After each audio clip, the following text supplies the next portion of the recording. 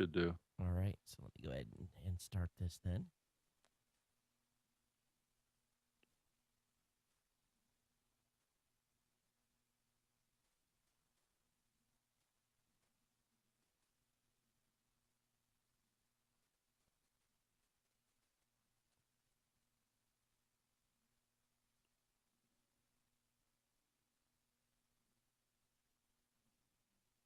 Waiting for YouTube. Oh, that's okay.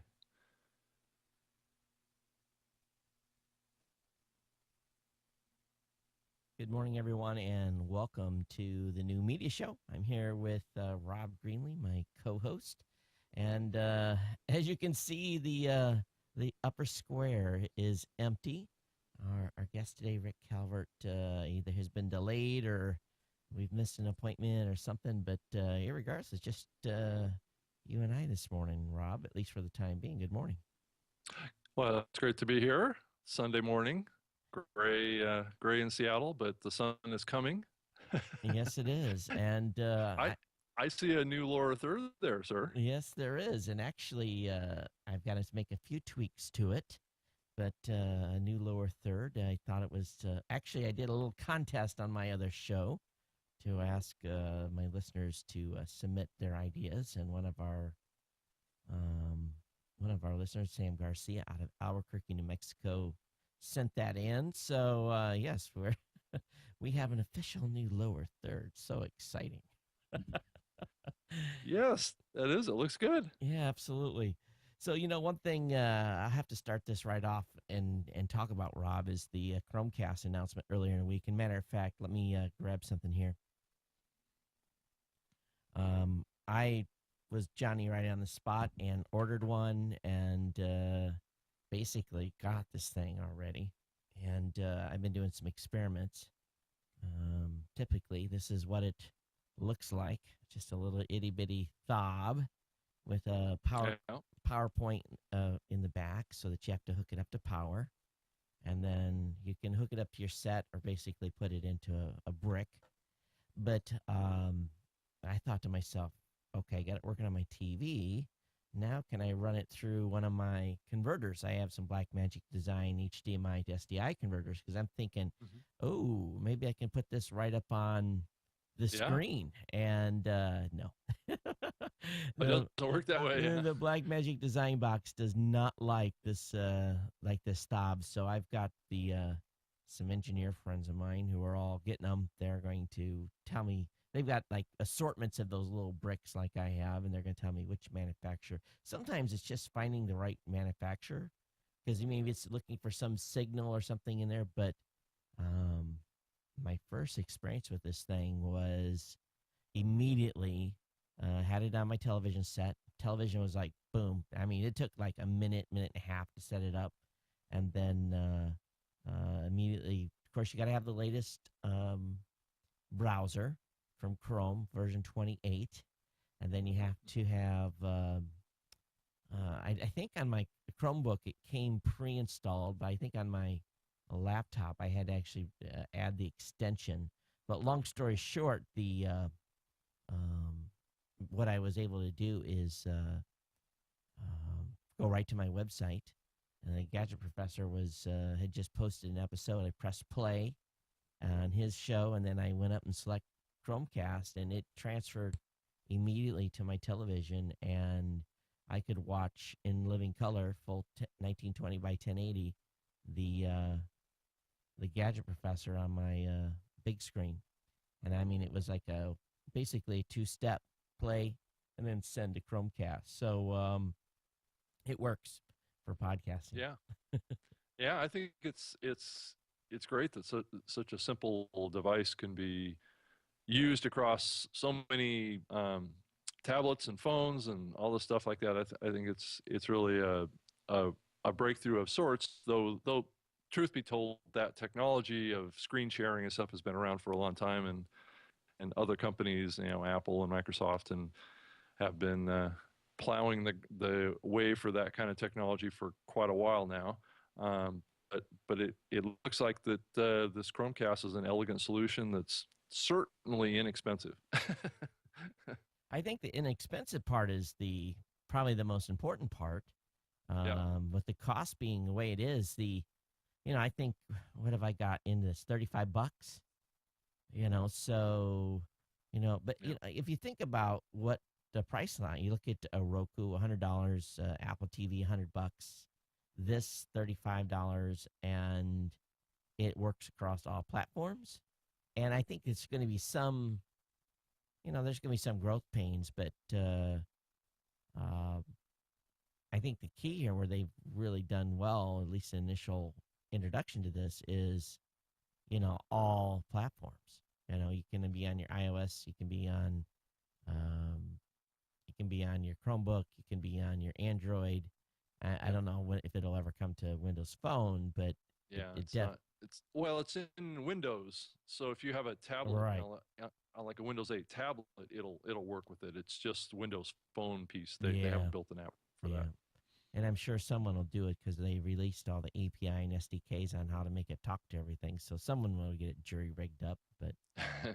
um, but at the same time, I got a review unit for Nexus 7 sent, and it's a lot lighter, a lot lighter. And I think that was the thing I noticed, because I've got a Nexus 7 sitting here, and weighing the different. This is the old version, the new Hmm. version, and you can just completely feel. I'm like, wow, what a huge difference. But Yeah, and it kind of makes you wonder. I mean, with so much push towards battery life, that you wouldn't see a big drop in that. So I'm sure that they don't have a smaller battery in there.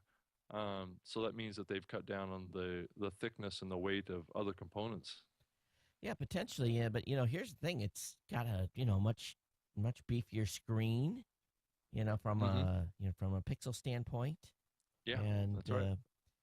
but so I actually found my as I was the office, you can't, or the studio, you can't tell, but I went through the studio yesterday and cleaned everything up. And because I live here in Hawaii, we have this notorious red dirt problem, and you can have a sterile room, and still within about 2 weeks you get this nice layer of, you really can't see it, but when you run a towel over it with some Windex or something on it, you get this red tint of red. So went through and cleaned everything here in the studio, and found my power cord to my Windows RT. Oh, really? No kidding. it's been Buried under the red dust, it's right? been Yeah. it's been missing, and like, and I had actually went on Amazon and ordered a replacement. So I'm gonna have two power plugs for my Windows 8 RT, and so I fired that. And my wife said, "Where did that come from?" I'm like, "That's been sitting on the shelf since December." Oh, geez. She's like, "Oh, can I use that?" Yeah, here you go. So she was using it last night, which is kind of funny. Yeah. So that red dust is probably iron, right? It's rust from Yeah, the volcanoes that erupt in Hawaii. It's really dense, I'm sure, in iron. So that's and probably why they're red. we have a housing development going on this way, Yeah.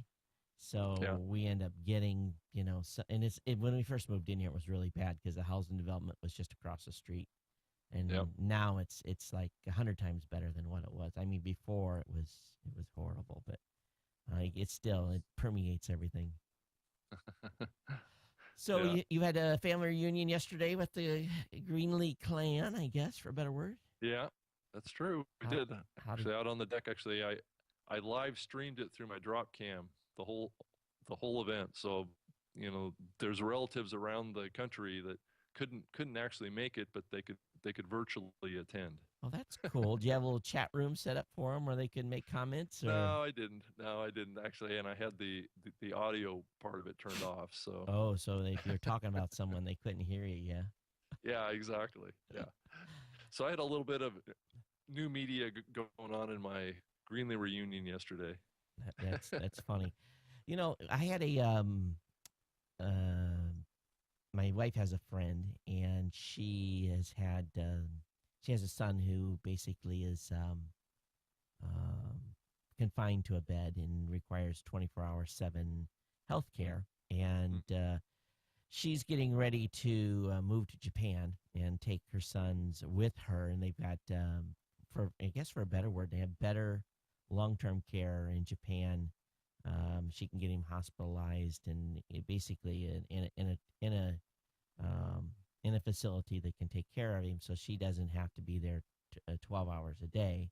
There's a certain amount of family requirement that's still involved there, but she is real nervous because she has to leave him alone for a few days when she goes to Japan to actually get things arranged. She got to find a place to live and get she's already got things with the hospital worked out, but she's going to go inspect and all this stuff. And so Hmm. she's got to leave him in the care of nurses 24 hours a day while she's gone.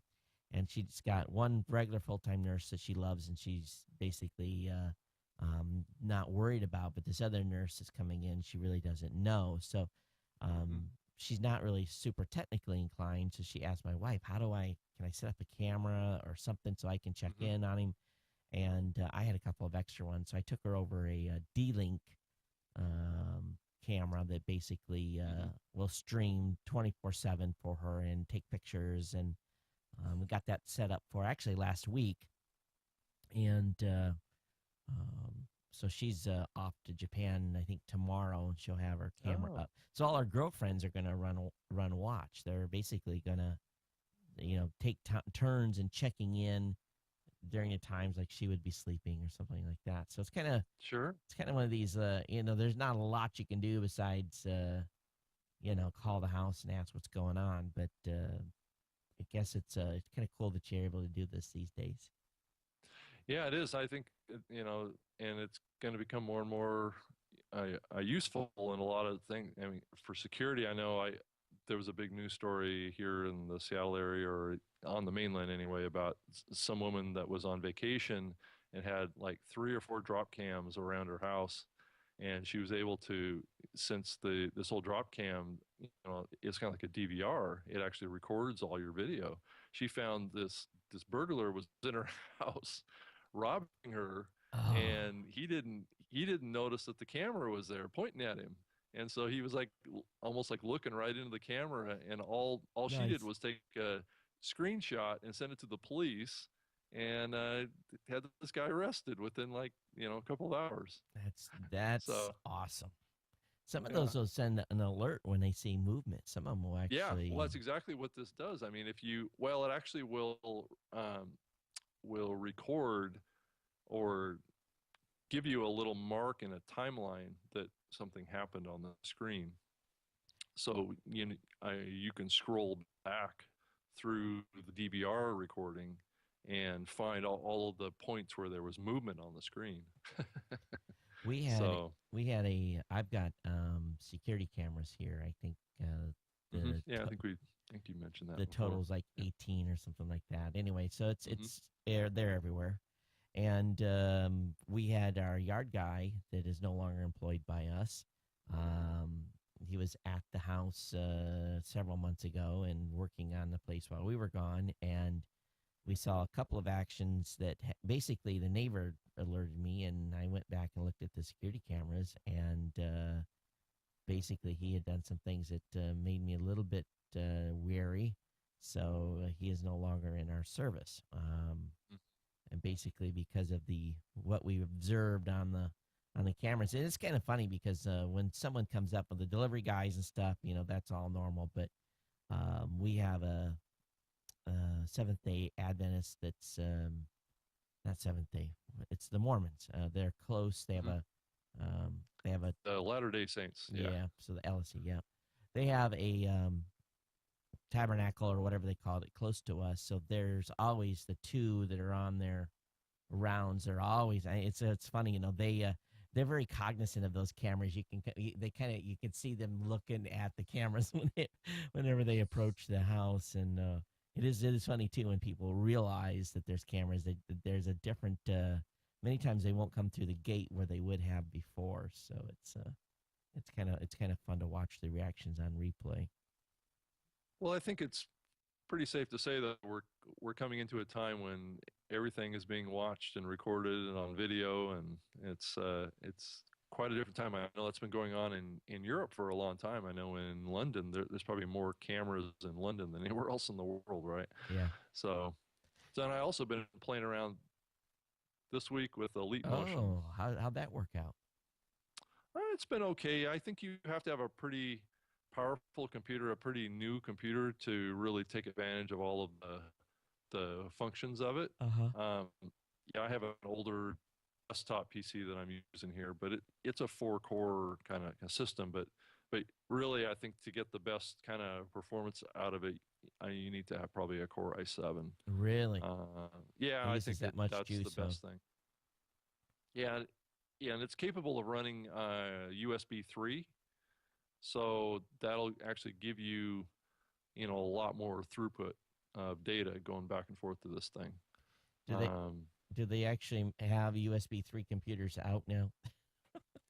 yeah, actually, most of the computers I know, I just bought a new Dell all-in-one for my wife, Dana, and it's got I think it's got four USB 3 ports in it, and it has I think another two or three USB 2 ports.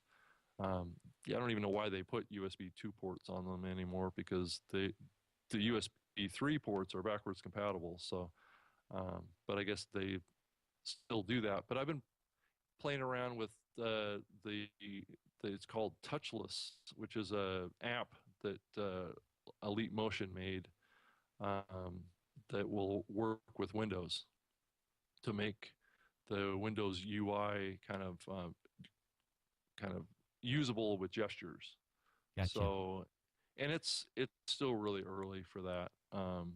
It it seems to work really well, but it really is focused on. I mean, it can do like multi-finger touch kind of situation. So it sits like right in front of my monitor. So I just put it straight down, and then I just put my hands out in front of it, like you know, basically like this, or I use a pointer and I can like point to things on the screen. So, and then if I want to click on something, I just either flick my finger forward or go forward, you know, like that. I mean, like I'm reaching out for it. So it's almost like a virtual touchscreen. So I don't know that this has a lot of new media or, implications, but Well, that's but it cool. is, yeah. I mean, it is a new thing. But one thing it didn't do very well with the Windows is this kind of like scrolling from the right. So like on the touchscreens today, you basically touch the corner of it and you scroll like this Yeah. to pull up the charms menu or pull up other navs and stuff. It doesn't recognize this gesture yet, Hmm. which I was really hoping that it would. It's probably coming. It only really is very precise in like finger gestures. So like your single digit, or if you have two digits where you can kind of move on the screen and touch things and activate things. Um, so it's very precise. It isn't like a connect, which is, you had your hand up like this and you were doing big broad gestures. It's actually just the opposite of that. Well, that's cool. Yeah. Well, So, one thing I was going to mention, we did get a couple of emails, or actually, I think one or two emails in this past week. I think you were CC'd on those, and hmm got some good feedback on the show. So we appreciate folks that had sent those in. One thing that I did get, Rob, was got an email from a listener. It's on my other show, and this might be a good thing for us to answer him here. Um, Basically, it's from a gentleman by the name of Leonard. He says, when I retire from federal service, I'll start my own podcast. I'm not asking for a personal reply, but I have a suggestion for an article. Please explain to us what sort of numbers we need to produce to make a set amount of money, i.e., $30,000 a year. Also, please explain to us how use is measured. If I get 1.4 million page views a year from my from my podcast site, per server statistics, excluding bots, but WordPress and Google Analytics include that I do a lot less. Why is there a difference? And also, there are articles out there that will explain. Um, let's see here. It says, I believe that many of us would move from hobby to serious if we knew that the parameters, if we knew what the parameters were to monetization. Right now, my assumption is that my future personal podcasting efforts, green screen video daily news summation of crime and justice, and Google Plus discussions, all hosted on YouTube, will be a hobby simply due to the difficulty of building an audience. Said I think we need an article addressing the rules, guidelines of monetization in podcasting. If you do the article, please do not use my name. Again, I deeply appreciate our conversation and guidance. So basically, he talks about having to make $30,000 a year. So, that's not a small number when you're first starting out a podcast, and I don't think something that's readily attainable in the very short term, unless you become a um, overnight success. But let's just look at it from a money standpoint. That's $2,500 a month is what you have to hit to hit $30,000 a year. So if we just do $2,500 a month, and here comes Rick. Oh, is that Rick? Okay. Yeah. So if you look at $2,500 a month and you divide that by, let's use a CPM rate of 15. That's 166. If we times that by 1,000, I know what this number's already going to be. That's roughly, you have to do 100 and, is that right? 166,000. That's the size of your audience. It's going to have to be 166,000 people in order to, that's on a single episode. Yeah, so saying that's on a single episode. Yeah, Yeah. so if you divide that by 8 episodes, technically you got to have an audience of about 21,000 people. I see, Rick, you're trying to come in. Rick, good morning.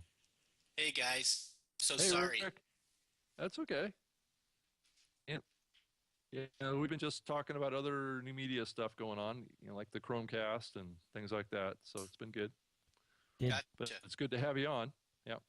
And My wife got sick yesterday, pretty sick, and that's why I was late. I apologize for that. oh, no worries. That's okay. So, everyone, we got Rick Calvert from New Media Expo that has joined us at nmxlive.com. Rick and you and I just talked a couple of days ago, but how's things going in getting prepared for the show? That's it's hard to believe it's only like less than 5 months away. Oh, Todd, don't scare me. That's right. Yeah. That's a good answer. I like that. Well, anyway, yeah, we've been working on it for a few months already, and things are starting to come together. We've announced our first group of podcast speakers last week. Cliff kind of informally on Twitter, and we'll be doing a formal post here this week about that. And then obviously you and I had a conversation a couple days ago, confirm what we talked about at the show, at the Podcast Awards last year, or this year, I guess, January. So yeah, stuff's coming together. And you also are involved. You got some other shows going on too. So you've spread your wings quite a little bit and are doing some additional stuff. Yeah. Yeah. All new media related, but yes, definitely. So yeah, we've got a show coming up in August, the first week of August in New York, the Small Business Summit, and then September in Atlanta with the Social Shakeup, and then October in Dublin with the Travel Blog Exchange. And then we have this little New Media Expo show coming up in January. Well, don't do what a buddy of mine did in Dublin when he went recently and partaked in too much alcohol and ended up in an incident in a taxi cab that landed him in the Huskow and ended up costing him 2,000 euros to clear up. Oh, wow. Really? Yeah. You have to remember that the alcohol content in the beer over there is not necessarily what it is in the United States. It's a lot higher, right? Yeah. Yeah. I don't plan on doing that. We were going to take a little vacation afterwards, obviously being in Dublin, but my wife's pregnant and she's due in November, so it's just going to be a quick over, do the show, and come home for me. So, Congratulations. thank you. So I can understand maybe why your wife wasn't feeling good. That oh man, Yeah, that time sucks for them. yeah. Yeah, sucks for you too. That's all right. Hey, we I mean, it's a great thing, obviously. So just before you dialed in, I was going over an email from a gentleman who's getting ready to retire from his job, and he's wanting to start a podcast, and he was asking me, what's it going to take me to make $30,000 a year with my show, and we had basically said that you're going to have an audience that's about at least 100. If it's a single episode a month, around 160,000, or if you divide that into 8 episodes a month, around 20,000, and then a full-time advertiser, obviously, to make that happen, or maybe 2 advertisers with half the audience size. So, not unattainable numbers, but definitely something that this gentleman would have to work at, especially if he's just getting started. I think, Leonard, the thing to think about, and then just to finish up your email here, is that you need to look at this from a 2 to 3 year standpoint. At a minimum 2 years to really, 1 year to get your land legs on not doing the show, and then another year to take you've got your land legs doing your show, then to build your audience, and then you just got to build the numbers, and with your content is going to be kind of nichey, so you're going to have to even work harder to build that audience to get enough the volume there but you can start making money pretty early in the process if you're starting to build decent numbers. We just It's not like one day you're going to start making 30,000 a year. It's going to be something that's slowly going to build over time. I mean, you're going to make $100, and then you're going to make $200, and then $400, and it's just like you say, it's going to take multiple years to build. That's exactly what I did with my radio show. I didn't start out making money; I was paying money, and then slowly but surely, you just build an audience, and you start going after advertisers, and you start pitching them, and things start happening once you hit a certain level. And you just got to do a lot of online marketing and offline marketing and get the word out and trying to reach your target audience as best as you can.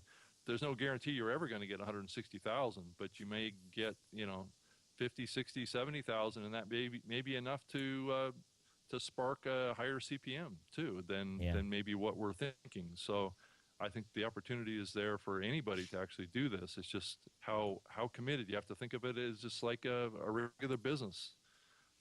That you're serious about, that you're going to rely on. I know, Todd, you jumped in with both feet yourself. You know exactly what I'm talking about. You have to commit. Yeah, and and then when I started doing the show, I basically gave it 2 years to be, first of all, to break even and be making money. That was my goal, was just to break even and be on the plus curve. And I was pretty fortunate and able to do that in about 10 months or so. So it that's Todd. I think as both of you guys know, I mean, that's not typical, right? No. A lot of people work at it a lot longer than that before they get to making any kind of money, let alone breaking even. That's true. And I heard you running the numbers when I came on. Are either one of you familiar with a guy named John Lee Dumas, Entrepreneur on Fire podcast? No. Yeah. No, I am. Sure. So he does his podcast every single day, Todd. Oh. So that'll fix your numbers a little bit, I guess. Well, and the thing is, though, I've seen, you look at Andy McCaskey from SDR News. He did 6 days a week. And frankly, it's too much content. It's not sustainable. It's sustainable for the first couple of years, but you think about a daily commitment to do a show.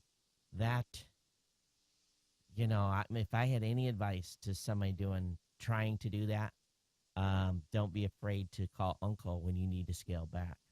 And you have to take breaks. You just, Andy took no breaks, and he got to the point where he essentially burned himself completely out. Instead of going down from 6 to 5 to 4 to 3, he just shut it down. And, so it's, I don't ever recommend anyone doing it 7 days a week. If he can do it, more power to him. Is he single? Yeah. No, he's not. I don't know. Wow. He's not.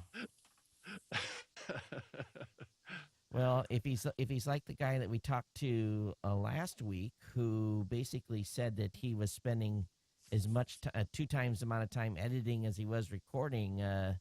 Hopefully he's not too anal on the editing part, and he can get out from underneath it once he's done. That's the challenge Right. of. Ugh. Like Yeah. Leslie Samuel says, just record it, no post editing, and just go. Yeah. Some people can't do that. Their personalities don't allow it. Um, Yeah. Yeah. Or their speech capabilities are not really to that level either. There's a lot of people that edit because of they're not perfect speakers, so they trying to improve that. So yeah, I mean, most people are like that. There's just the rare, you know, person that can speak without any flaws. It's not a I don't common know if either one skill. of you guys give this advice, but something that I'm always telling people is to look at traditional media and model yourself after that. So in podcasting, for me, it's traditional radio. And you look at guys who do Yeah. a show 5 days a week. They come on at the same time every single day. They're always there. That consistency makes a big difference. oh, it And does. being professional. And like you said, Todd, you can't do it every day. But if you're not there, then you've got to have a guest host ready to do it for you. So your audience is, something's always happening for your audience. Um, I just think it's so Yeah, I think important, and that so many new media creators could learn by just paying attention as a business person to traditional media, the way they work. Yeah, I think where the distinction lies is that a lot of people that we're talking to are starting out as almost like hobbyists. So Yep. this is not a full-time thing. So they're trying to hold down a day job, plus they're trying to do this. It's just not practical for them to be able to do it on a daily basis. I mean, those radio guys like you're talking about, those guys are getting paid to be in the radio studio every day. Yep. So they're basically committed to that. They're getting paid to be there, and they can do it. So it's a little bit like comparing apples and oranges there, unless you are full time in what you're doing in a business that you can do that, right? But most podcasters really are not in a position to be able to devote full time effort to their show. So it just becomes a part time thing that they're doing. And just like Todd says, it's just, and that's kind of what Andy was trying to do. Andy was working a full time job, plus he was trying to do this too for part of that time, and it just burned him out. And I just also think that the content has to be pretty compelling to do 7 days a week. If it's short and quick, it probably Yeah, is fine to do that. yeah, But long format like this, I don't know if I could do. I could do my regular show 5 days a week, no problem. But it would go. I would scale it back to 45 minutes. But even um, the amount of time that I take, even to do my show, let's look at the realities. I usually start show prep about anywhere between 5:30 and 6. I go live at 8 to 8:15. I finish 9:15 to 9:30. I'm usually done with all my, basically the initial show notes, the audio file and stuff is usually up by 10:30, and basically stuff is uploading by 11. So really 5 hours. 5 hours to do an hour 15-minute show. Um, and why do I do it? Start at why do I record my show at night? Well, got wife, kids. I've got a business that I'm trying to make sure we make payroll on. All that stuff that goes on during the daytime. There's just no way I could dedicate 5 hours during the morning, or even in the early afternoon. I'm still dealing with people in LA. It would be tough. It really, really would. So, Well, I guess my bigger point, by the way, Todd, that's a really important thing people don't think about is the pre-show prep, the post-show if hmm you're editing and all that sort of stuff. But just the consistency, even if you're only one day a week, right, yeah, you can't be like me 30 minutes late to the call. You've got to be here right, on time. And and another point you made is all that work you do. A friend of mine I look at in the radio business, Hugh Hewitt, he's got 3 full-time guys helping him produce that show too. Right. It's not just him, being the on-air talent. There's a producer, and there's assistant producer, and there's an engineer, Yep. and then he's got interns for call screeners. Yep. Yeah, exactly. I'm watching the chat room.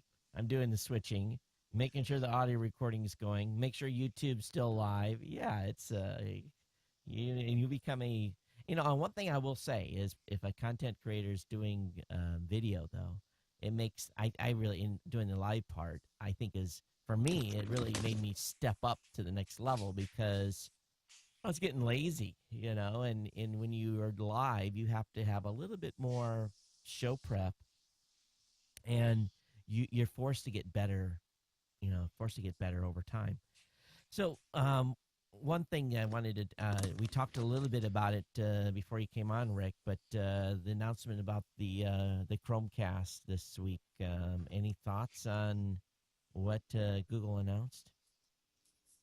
Honestly, I don't even know. So you're out of the loop then when they announced the little dongle here, huh? Yeah, what is it? Well, you plug it into your HDMI port on your TV. You connect it through a pretty slick little interface to the Wi-Fi to your house. And right now there's 3 apps, Netflix, YouTube, and what's the other one? There's one other app that's already been pre-programmed. But basically, if you load Chrome version 28, or at least the most recent version of Chrome, 28 above, you can go to my website or anybody's website that has video.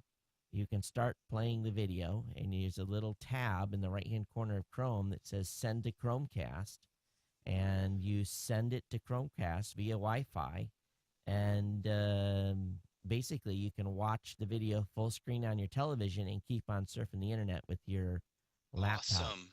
You don't have to. It's not streamed through your laptop. It's actually streamed through the device. So you have to have a good Wi-Fi signal for it. So it's like another device, Wi-Fi device inside your home. It's like having another laptop or whatever. Yeah, and it's essentially what they've done here is and they priced it at $35. Is they make it easy for you to share content. And they Where can you buy it?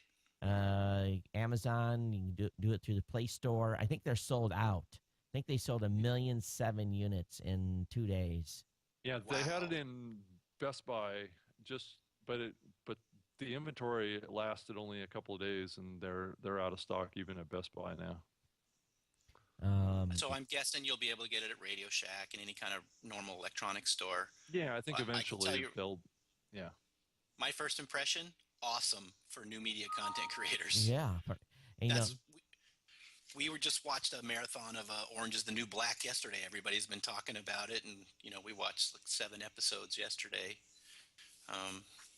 And this obviously is going to make it easy for any kind of online video producer to get more viewers. Well, we've the first thing I did is we had them had some FedExed in, and immediately the developer that works on our Android app called him. I said, "You've got work immediately. How's your weekend?" And so we're going to very rapidly roll this out so it's native on our website, so that when you come to the website and also in our app, so that when you go to our app and you're playing a video of a video podcast, that it'll be right there in the app. You'll be able to click it and send it. And same thing with our websites, and maybe even into our PowerPress plugin. We're trying to figure out how we can incorporate it with that, because it's already in the browser.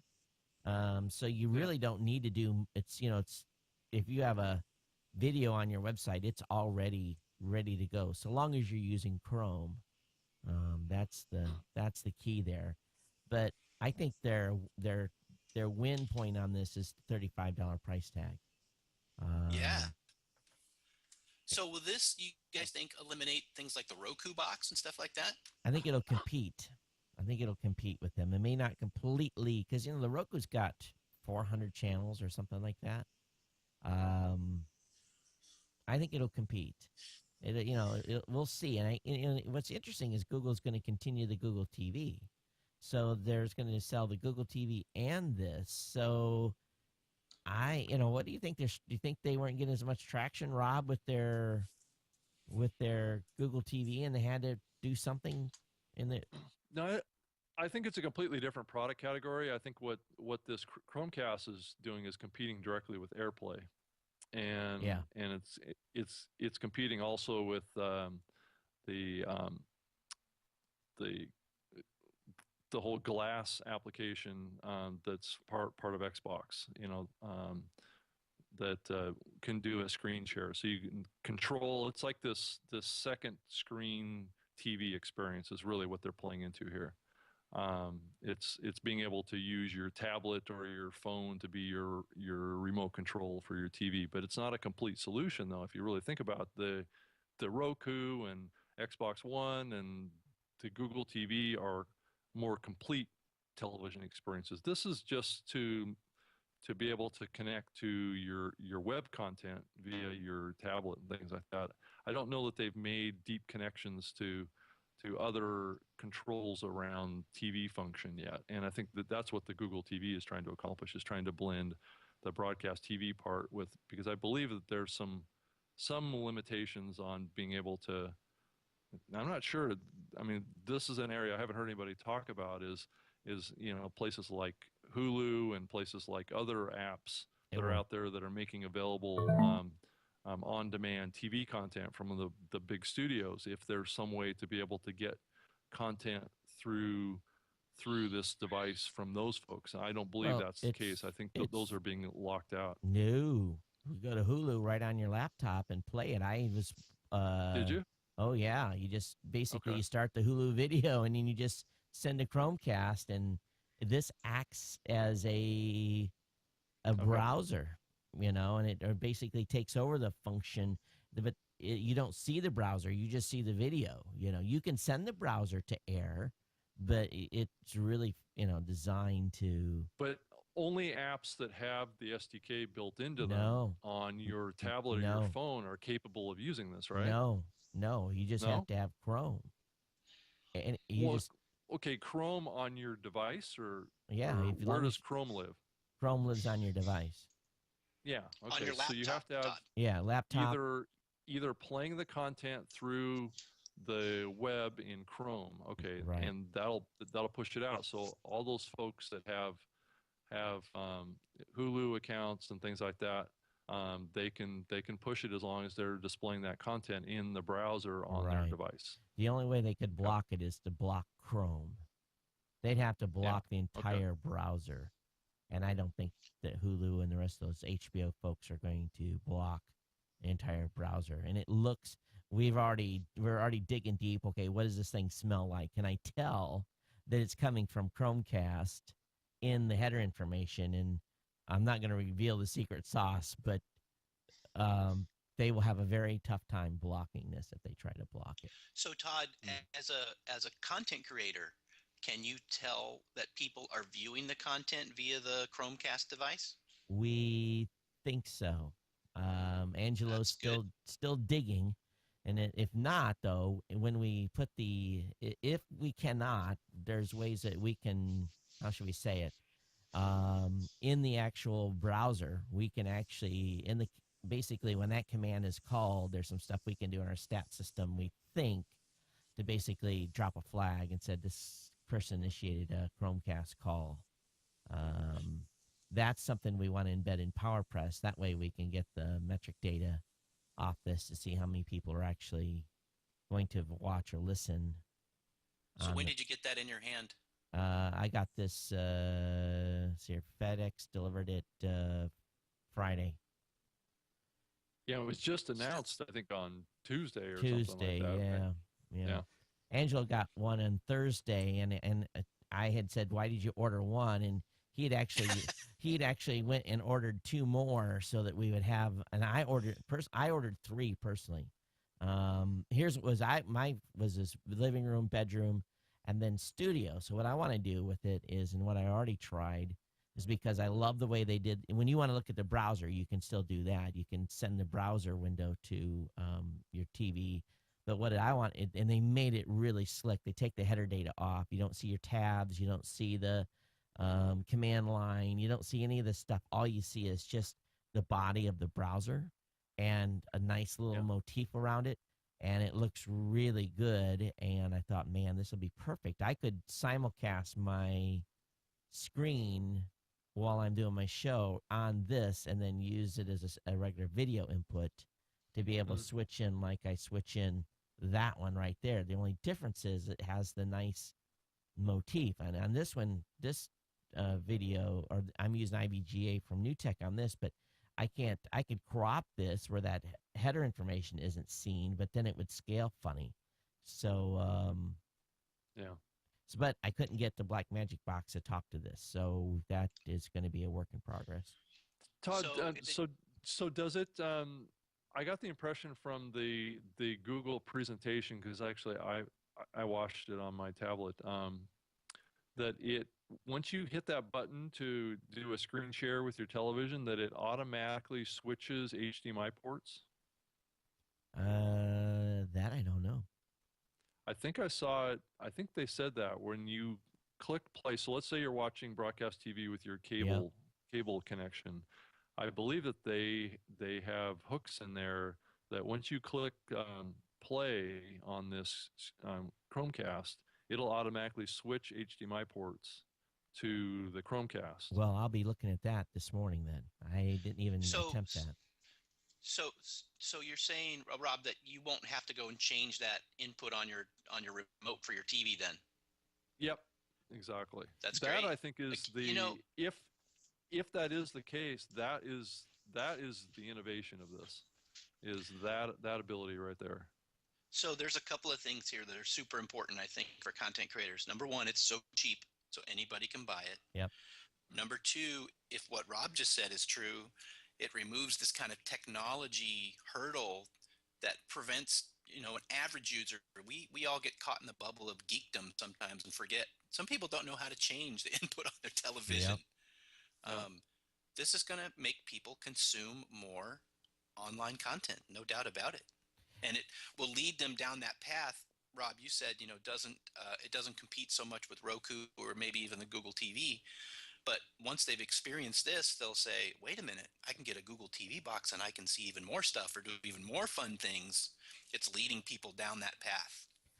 Brilliant. Part of our marketing stuff that we've done in the past, especially when I have a media buyer that doesn't understand the over-the-top stuff, is we'll send them a pre-configured Roku box with just our channels in it. We'll send it to them and let them load that up and look at our channels in Roku.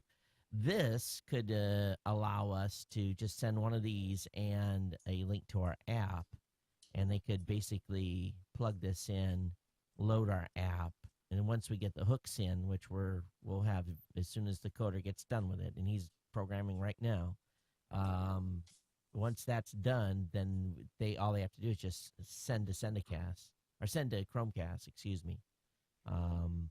So this, I think the key to this $35 is important, and also makes any dumb TV a smart TV. Yep. So, Well, that's also a question that I had too. Is do all TVs with HDMI ports fully support this? I mean, if you have a 10-year-old TV that has an HDMI port, is it going to work with this, or do you have to have certain, like a TV from the last 2 years or 3 years for it to fully function properly? the TV. I don't know that it's been explained, that part of it. So I still have a projection big screen in my living room, a Sony. Mhm. It's probably 6 or 7 years old. It's actually due for replacement. It worked fine with it.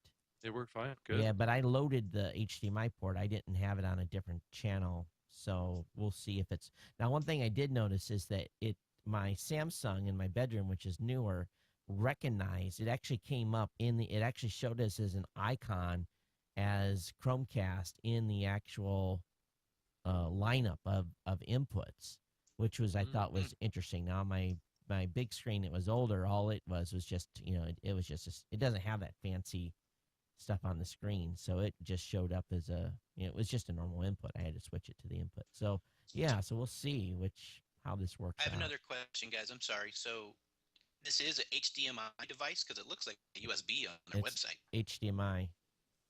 Okay. Yeah, So yeah, I know it's you kept saying HDMI. because correct. I mean, I don't know if you guys have looked at the device on their website, but it sure looks like a USB. Well, what they did is you have to Yeah, power it's it. about the same size. Yeah. Yeah. So it's got a little it's got a place to plug in a cable. So it's Yep. got a USB cable on one side to power it. Mm. And you can either plug it into a USB port on your television or it comes with a cube. Yeah, So this is great. So, do either one of you know if they're going to be showing this thing at VidCon next week? if they're there, I'm sure they will. Yeah. I can't, it's, I get excited about all this kind of stuff because this is what I do. But when I heard it announced, I was like, okay, I'll take my time. And like waited like 2 hours, and then when I ordered it, it said will ship on the 28th, and I'm like, huh? What do you mean? Because everyone else was saying, oh, I'm getting mine tomorrow, and I knew they were selling fast. Actually, I got an email this morning that basically said that it had shipped, and the 3 that I ordered had shipped. This one came straight from Google. I got that one from Google. The which has to actually go back, so my 3 aren't actually here yet. But the I was gonna say is, when I read like Friday that Amazon had sold 700,000 and that Google had sold like 1 million, I was like, whoa, 1,000,007 units in like 3 or 4 days. Those some numbers, and if Yeah. Apple didn't sit up and go, whoa, nobody, this is going to get people's attention no matter what. Oh yeah. We'll see if the volume stays up. I Yeah, think I'm it sure will. I'm there's just going kind to be of a looking lot at of some of the. lot of TV studios that are going to be pissed off at Google. Oh, pissed, I'm sure. But Well, I'm curious, you guys. I've been telling people last year. I think there was a lot of noise made about a new renaissance of podcasting, which I think is absolutely happening right now. You're seeing some big content creators who were maybe bloggers before or even traditional media who are podcasting now in a way they never did before. I think we're on the verge right now of web TV really putting a dent in traditional TV the way that blogs have done over the last decade. I wonder what you guys think about that. And this device, I think, is a symbol of that coming. well, I look at the demand for our product. As a matter of fact, we're about ready to announce a brand new product called Raw Voice Certified, and it was largely driven by some of our new customers. ESPN's using our stats. I think that I haven't really said that in this show before, but they're using our stats. Quick and Dirty's using our stats. We have a big company out of the UK that's using our stats now. And they're all looking for media certification. And we're going to launch a new program basically giving our premium users.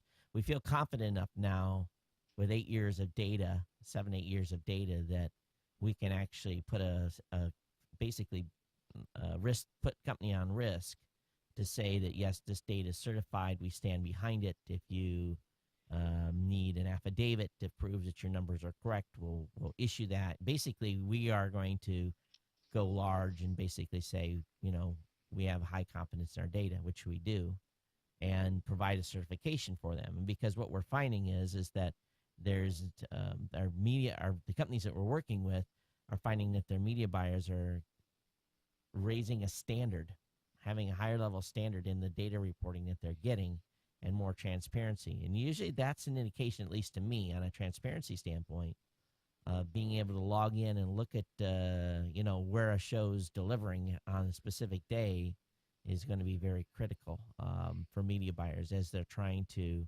maybe more rapidly respond to the market and change ad campaigns on the fly. So I think so. I think that they are I think there's more movement, and there's definitely more movement in making sure the data is right. Rob, what do you see on your side? Well, I think looking at it from a content perspective, I think that the landscape is I don't believe that the landscape is going to change dramatically. I think podcasting and things have a role to play in the growth of kind of new media per se. Um, but I think that what we're starting to see is the bigger media companies are starting to really start to embrace this more. They're this has been a common theme that I've had, on my own podcast and talking to others as well. And what I'm seeing in the marketplace is that the big media companies and the cable channels and things like that are using podcasting as almost like a farm league talent pool to pull from to tap. I mean, I look at Joe Rogan just launched a TV show. Mark Maron just launched a TV show. There's Comedy Bang Bang went from a podcast to a TV show. Adam Carolla's doing. You just go through the list of folks that are using The podcasts as Nerdist. a foundation to their new media companies, and then transferring that talent and over to kind of the cable networks and the studios. And I'm seeing a lot of talk also on the broadcast radio side, where they're going to start tapping podcasters for on-air talent more. So you're seeing the kind of this blending of these two worlds happening on the podcast side between broadcast radio and podcasts, and there's going to go back and forth. So broadcast radio talent's going to have podcasts. Successful podcasters are going to be on the air, and so you're going to see this blend that's going to happen. It's not like podcasting is going to kill the big media companies or anything. It's going to be cross blended and it's going to be something new that comes. It's not going to be one or the other. Well, I think it's a really important point you made there, Rob. So many new media content creators and people in the new media business say, we're going to kill traditional media. That's just dumb. Yeah. But we're definitely going to change them significantly. And it already has happened in print. You can ask a whole bunch of journalists who are out of jobs right now because of new media. And that's what I'm talking about here with television. It's going to make them be smarter. It's going to make them be better. They're going to have to compete with guys who have significantly smaller budgets and significantly less resources are now going to be able to compete on their level. Again, Netflix is kind of a good example of that trend. And as you guys have said, you see what Mark Maron have done, and Mark Maron's done, and Adam Carolla and some other guys. That blending in the video space is happening. Well, again, I think this device is definitely a harbinger of what's coming. I think what it's also driving is that they have fought the integration of this media for a while. Yep. It's not any easier to get into a cable box than it was 5 years ago. It's still, the barrier to entry is very high, very expensive, very legal intense. Believe me, we tried. We tried to get into and have our own channel, have our own set-top box. Place not a set-top box, but be in be channel 862. But the cost to do so is just incredibly high. And we said, screw it. We don't need it. And I think what we've got with the devices, continue to be devices like this, like the Roku, the Apple TV, who's know what's Apple's next swing at the bat's going to be. It's all towards providing media. Now, here's the difference between and this is where I think where Microsoft is making a mistake. The barrier to entry to the Xbox is it's the golden goose that laid the golden egg. You're not getting in there. It's nearly impossible to get into the Xbox. It's easy to get into Roku. It's easy to get into Chromecast. It's easy to get on the Apple TV. Whether or not they open that up to apps at some point, I don't know, but people still can get to my content there. They have a very difficult time getting my content via the Xbox because Microsoft and Apple and Google, they all have stock holders, but I think Google understands the power of this and the apps and the whole ecosystem to drive the Google brand. So we'll see, but some of the companies haven't been as nice as others in helping us, Rob Fight, I'm sure, and I'm not, I don't want to put Rob on the spot, but why doesn't Microsoft have a, besides what they have already, why don't they support new media more? It's just kills us. It kills me, Yeah. you know. Yeah, It's all yeah, I Rob's fault, was. obviously. Yeah, it's all my fault. No. Yeah, I was actually thinking about that just the last couple days. I was really thinking about how Google has YouTube and Apple has a significant podcast presence, and Microsoft does have a podcast area which is open to online media creators more, but it's not as supported as Google has supported YouTube or Apple has supported the podcast area. And if you really back up and you think about it, there really isn't any other place in the Microsoft ecosystem that supports online content providers really in any significant way that's captured a large, kind of market. The podcast area for many years was kind of sitting in second place to iTunes. I don't believe that that's the case anymore. I think it's fallen pretty far over the last couple of years for a lot of reasons that are probably pretty obvious. But it's something that I've been after Microsoft to open up about since probably mid 2000s. Just as podcasting started, I was very vocal before I went to work there about the company, kind of embracing this new medium, and they were very resistant to that even back then. And then Zune came out, and some new people were brought into the company that had a more open perspective on what was possible in that area, and that's why the podcast area was birthed. But then when Zune kind of faded away, and a lot of those folks that had that vision physically left the company. I mean, a lot of the folks that created the Zune brand and the ecosystem that existed that birthed the podcast area are no longer at Microsoft. So and the company is very much has a strong history, good or bad, of being very, very supportive of big media and other large companies, and so that's I think where the distinction lives between and Google and Microsoft is Google is more about enabling people to contribute. I mean, you just look at what they're doing with YouTube, and what they're doing with um, you know uh, these live video chats, that are currently optional. I don't believe that Microsoft would ever make that type of functionality available. It's just not part of their culture. So it's a issue that I've been kind of fighting against for years and years to try and get the podcast area better supported, and it just hasn't been a priority to the company, and I don't know that that's ever going to change. I don't know that's going to be something that's going to be a priority to them. I know that the Xbox One is an important thing for them, and I do know that they do have the desire to have a robust app ecosystem for the Xbox One.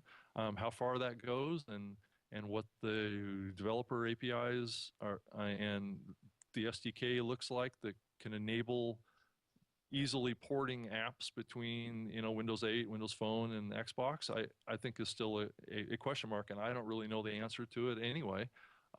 So it's something that could improve, but I don't know if it will. I think what we see with Microsoft today is things can change, but I don't know.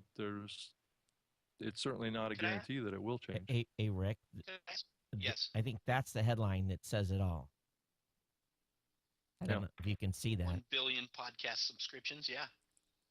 Their announcement they made on the 22nd. Now, is that a big number? From back in 2005? Maybe not, but I think it's a number. But Todd, also, yeah, it is. I mean, I think it's a big thing, but also realize that the perception is that that's an Apple thing, right? It's not a Microsoft thing, and there's a lot of folks that in the company that would view that as confirmation that it's podcasting. It comes from the pod side of the fence, right? The Not device you can't name, Rob. yeah. Well, yeah.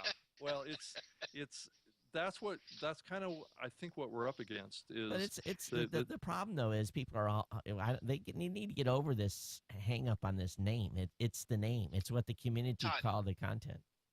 yeah. oh, I want to ask you a question, Rob, but I want to tell a little story about a woman I talked to at South by Southwest a couple of years ago who worked for Microsoft. And I'll Yeah. preface that by saying I am I wouldn't say a Microsoft fanboy. I think Apple is one of the few companies that has this weird cult religion where people love them in a freakish way. You should only love your family. Yeah. But Yeah. I'm a fan of Microsoft, and I hate Apple. I hate them. And for a lot of different reasons I won't get into at this moment. You know, I've said it on our stage at our show before. I don't think they support new media content creators very much at all, other than they invented this device, which, you know, kind of revolutionized the medium. That was great. It's good business for them. Right. But I don't think they care about media content creators at all. And I was sitting at South by Southwest in the Blogger Lounge, I think it was 3 years ago, and this woman who worked for Microsoft, she in a particular product division, and she's looking around the room, and she goes, "This is really sad. It's making me sad," because I could see her face kind of change at a moment during our conversation. And I said, "What is it?" She goes, "Everybody in this room is using a Mac." Mm-hmm. And I said, and I looked at her and said, "Why do you care? You guys don't make computers. You guys sell software. And who cares if they use it on a Mac or if they use it on a PC or whatever?" And it's a thing I think, you know, it's just culturally at Microsoft they got to get over. Who cares that people use iPods? You guys have an Xbox and you have some other awesome tools too. But anyway, I want to tell that story because I think it's so important about the mindset. But my question for you, Rob, I think people on the new media side, again, we say these things that are so adversarial, like new media is going to kill traditional media. That's dumb. Mm-hmm. You know, why doesn't Microsoft or why doesn't Apple help us? I think we should be asking ourselves, what can we do to help you? Rob, you know, I kid you a little bit, but I know you're the guy in Microsoft who's been evangelizing for new media for years, like you said, even before you were there. Right. Mm-hmm. What can we new media content creators do to help you evangelize with inside the business to let them realize, wait a minute, there's opportunity for us here by helping them? Because Microsoft also has this culture of helping new startups. I know they have these incubators for helping startup businesses. Yeah. How do we get them to think about new media content creators that way? Yeah, it's difficult. I know there's been some efforts in that regard here over the last couple of years of trying to rally the community to raise awareness to this need. And I believe that there's a lot of people out there that would like to see a really robust solution from the company. It's very difficult to move the needle on that kind of thing. It has to come from like the corporate VP level, Steve Ballmer or whatever, to be a priority for the company. And it's probably not going to come from the lower ranks of the company, just because it's all about risk, right? Nobody wants to stick their neck out that far, and it's just kind of it's not necessarily a Microsoft issue. It's more of just a people issue, right? It's around perceptions and what people have in their jobs, what they've been assigned to work on, and I mean at the end of the day, it becomes very practical. You know, there's this momentum that happens in the company around music and video and games and areas that have big teams, right, working on these areas. And you know, here podcasts, there is no team there for podcasts. There's a little bit of a team in the Windows Phone side, but I'm basically a one-man band at the company that's managing an area of the company that's part of the Xbox ecosystem. But I'm like one person. I mean, you look at music and they have like maybe 500 people working on music. And it's kind of like trying to move the needle on something that it's very, very difficult to do. You know, I've been really focused on really trying to keep the whole podcast area kind of alive and functional and relevant. really in the face of the whole Zune brand going away and not being a part of Xbox really. So I keep the drive alive and I keep pushing and I keep, but at the end of the day, at some point it's like, the company is going to decide, whether they're going to continue or not. The problem is I haven't been able to get them to commit to anything greater, right? So it's a challenge. Yeah, and I think what it boils down to is that if there was money to be made, Rick, let's be honest, they would be all over it. But I don't think they Yeah, see any money to be made. I absolutely agree, Todd. And by the that's a way, big they're part a of it. You're right. business. They're a business, and that's what they should worry about. Their job is to sell products. But at the And same so, but at the same time, they may sell more products if they were more inclusive. well, that's again my question back to us as new media content creators. What can we do to help Rob and whoever his allies may be with inside, and not just Microsoft, by the way, Rob. We're directing this at you, I Yeah, think, because you're here. By the yeah. way, Todd, there's nobody here from Apple, right? That's right. Um, And Gotta there get my never dig has in been. there. Yeah. But what do we do as new media content creators to help them understand? Hey, there is money to be made here, and we should also be realistic. I said earlier, I see this as a change, as that new video is going to start hurting traditional video financially, and I believe that. But it's not going to happen overnight. No. Still, it, we're talking about years, maybe decades. And as content creators, we need to be realistic to say, okay, today we're going to educate some people inside these big businesses on here's an opportunity for them to build the next Chromecast device or whatever that iteration might be, and then get those. I mean, they have brilliant people working there that can help. Because what do we want? We want distribution, right? We want audience. How do we get those companies to help bring us audience to our content and make both of us money?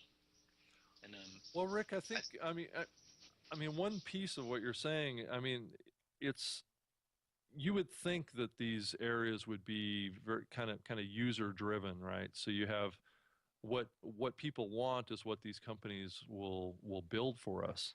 And one of the breakdowns that's happened, and it happened in the past, is, well, what's that method of communication from the kind of user community, the content providers, to the companies to create what they would like, right? And the problem you get back into is the priorities of the corporation and the company don't always 100% align with what their users want, because of legal restrictions and problems that they have around technology. And I mean, it's definitely a challenge. Now, the only way that I know that the community can influence Microsoft is by expressing themselves to the company directly about what they want. And it's the same issue that exists today in politics, right? If we want to change Congress, right, in what they're doing, we all need to step up and make our voices heard and tell them what we want and force the issue. I don't know that that strategy necessarily works in corporate environments, because corporations are not democracies, right? They're led from the top, and I'm not sure that it's quite the same. But in a lot of ways, it they do want to create products that people will buy, right? At the end of the day, and if more people want to buy a product based on their podcasting support, then they're more likely to build that capability into the platform. But they need to be shown that there's a low amount of risk in making that choice.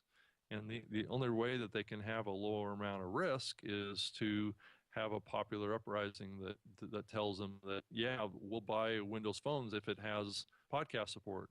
The challenge that the company has is they haven't been able to be assured that that's the case. So that's the whole kind of backstory on that. And I would hope that there's something that can be done, but it's possible that there isn't anything that can be done. And I'll be honest, I'm at the point where I'm going to be needing a new desktop computer in the next, I thought it was going to be sooner than later, but I breathed a little Yeah. more life into the unit I have. And I'm contemplating for the very first time, do I go with another PC?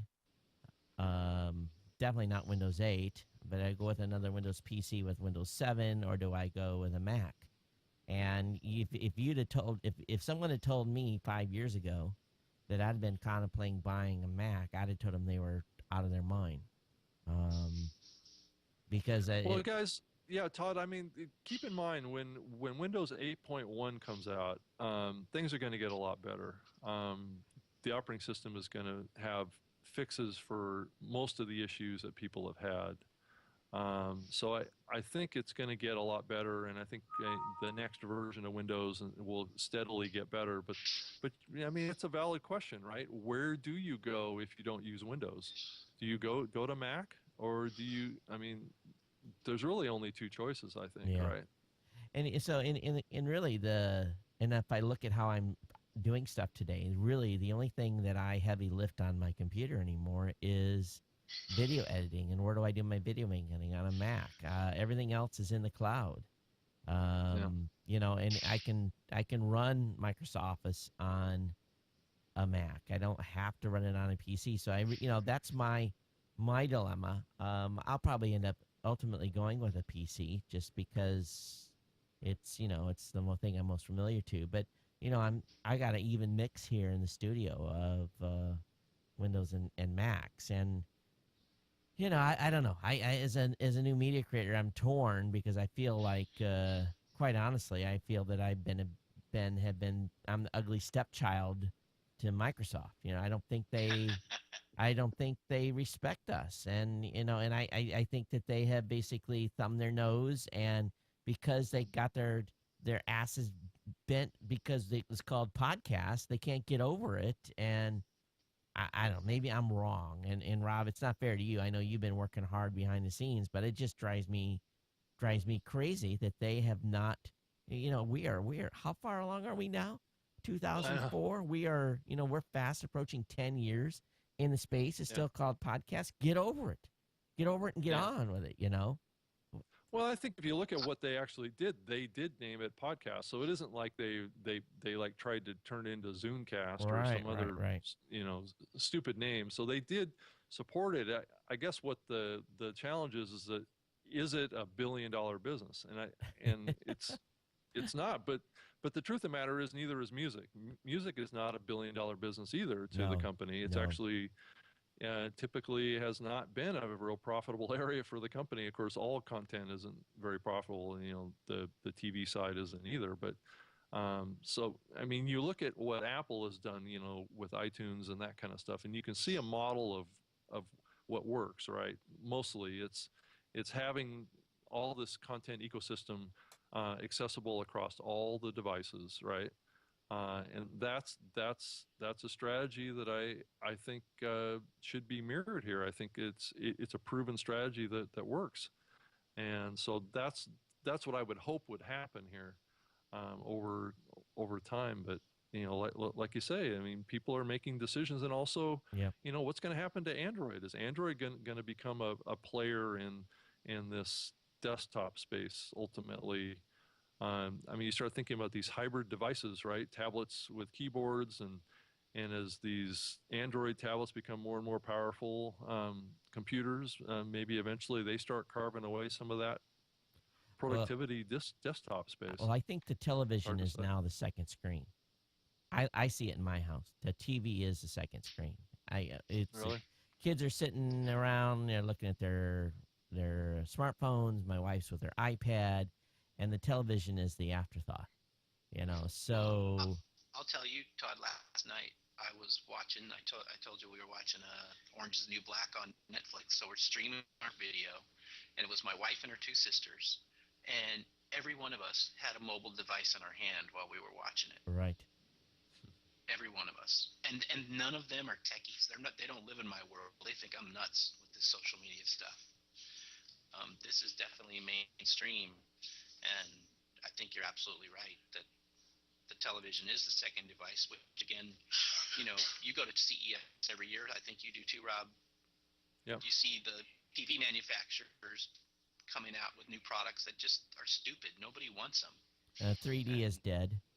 Yeah, nobody cared about 3D, and for how many years at CES where every booth, 3D television, 3D television. Our Yep. glasses Yeah, it's just a cooler gimmick. than the other Yeah. guy's glasses. Who cares? Yep. Yeah.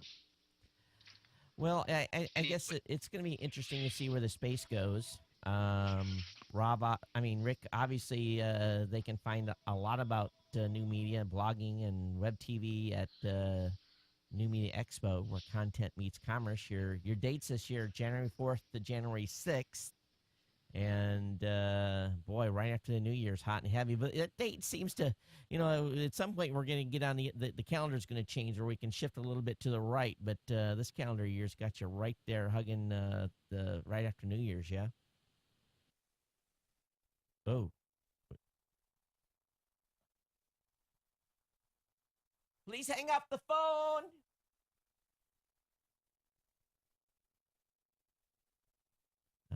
Man, I think my wife took the filter off the.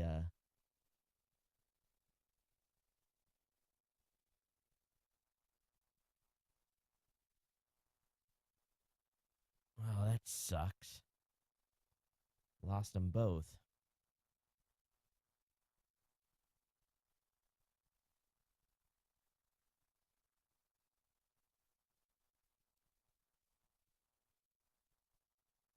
She just.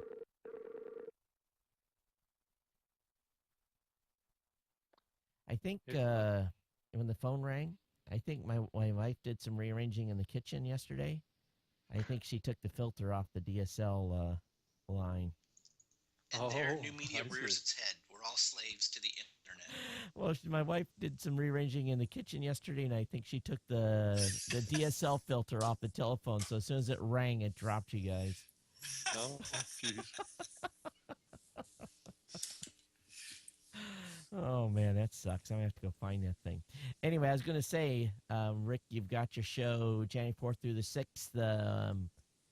So, what? Any big things that you can initially say? What's happening? Couple of big things. Well, the podcast awards again we'll have back this year, and Todd and Rob, you were both there. You saw what a celebration it was. I mean, we finally got that right, and I think people just loved it. This year, I'm certain it'll be twice as big and twice as good. It was just such a good time, and I know we're going to expand the podcasting track at the show. We're adding a third room to the podcasting track specifically for fiction podcasters. And I know we've got some keynoters announcements coming up as well, and it'll be our biggest show ever. So we're looking forward to it. So make sure you get registered. If you register earlier, it's cheaper. Look online. You can find some codes and variety of places to save a little money on the any codes that you're promoting right now, Rick, that you can say? As a matter of fact, I will have an announcement for you guys next week. So we'll have a special code just for podcasters where they can still register at the early bird price. So we'll announce all of those podcasting speakers all at once, a formal announcement about podcast awards, and a special code for podcasters where they can get the early bird price still, even though the price has already gone up. Oh, cool. Yep. Well, Rob, we're already here, believe it or not, at the hour 2025 mark. Yep. Any thoughts for Rick or any comments? Yeah, I just hope that well, I did notice that you changed the dates of the event. It's actually a day earlier, so you're avoiding less conflict with CES, from what I gather. Thank you, Rob. That was a good point. Last year, we would have done that too, but they didn't have the dates available at the Rio. Gotcha. But yeah, we definitely noticed when we overlapped with CES for a day, it hurt our attendance. And so this year our show ends the day before CES starts. So we're happy about that. Wish we weren't in January, but that's all what are you going to do? Yeah, the whole, something, to be honest with you, I wish CES wasn't in January either. Yeah, But I it think comes that back there's to the probably a business lot thing. of They're in January for a reason. For the consumer electronics business, it makes a lot of sense. Yeah. yeah, but there's a lot of electronics manufacturers that would like to have it like late summer or something like that. Yep. Yep. Yeah, it's and then we're still making our plans on what we're going to do at CES this year. We haven't completely locked down what we're doing. We're looking at it, trying to give it a new look and seeing how we're gonna execute this year. But I think you're gonna see a change from us a little bit. But yeah, look forward to the show and look forward to coming out and hooking up with folks and you know, tell Cliff to keep on cranking. I'm sure he's getting everything locked down on the speakers, so that's going to be exciting to see who all's going to be presenting. And Yep.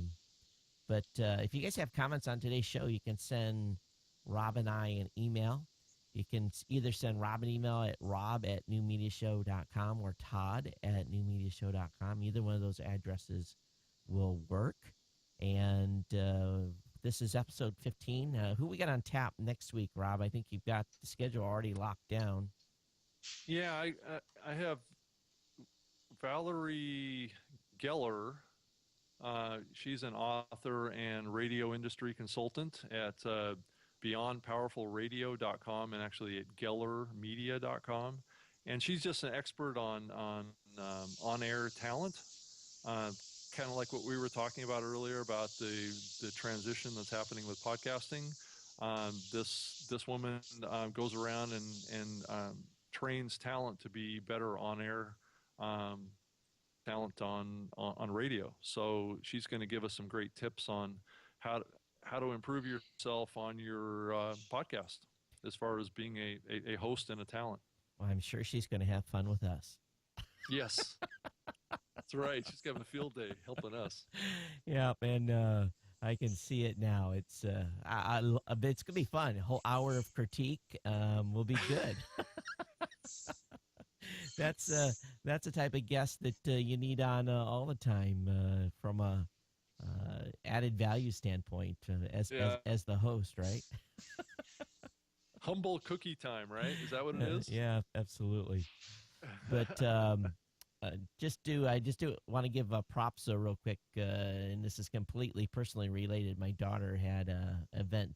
She was attended a leadership class for her JROTC, and she was named number 1 of 65. She was an honor student for that event. So I had a big smile dad moment when her name was announced. So it was she's running around here pretty much on you know how teenagers get when they have a little bit of a win. It gets a little bit goes to their head. So I'm trying to make her humble, but at the same time, my head swelled up pretty big too. So